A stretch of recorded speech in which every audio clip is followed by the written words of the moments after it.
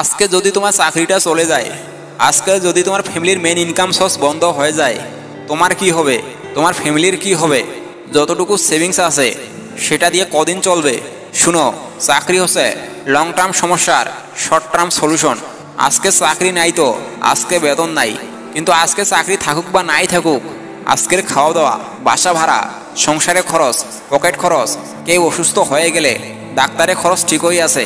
এইসব খরচ সারা জীবন প্রতিটা মাসে প্রতিটা দিনেই থাকবে।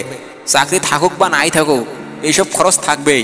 তাই শুধুমাত্র চাকরির উপর নির্ভর না থেকে অল্টারনেটিভ ইনকাম বাড়াও, কষ্ট হলেও খরচ কমাও, সেভিংস বাড়াও, সম্পদ বাড়াও।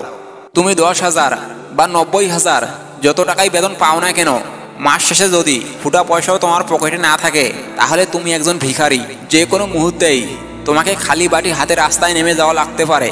বিপদে পড়লেই বুঝতে পারবে আশেপাশের বন্ধু প্রতিম লোকদের হাওয়া হয়ে যেতে কত সেকেন্ড সময় লাগে। তাই তুমি যত টাকা ইনকাম করো না কেন, তার 60% হবে তোমার মাসিক খরচ, যেটা দিয়ে তুমি বাসা ভাড়া, খাওয়া খরচ, যাতায়াতে ভাড়া, টুকটাক কিছু জিনিসপত্র কিনা লাগলে সেটার পিছনে খরচ করবে। আর 30% যাবে তোমার অদূর ভবিষ্যতের জন্য।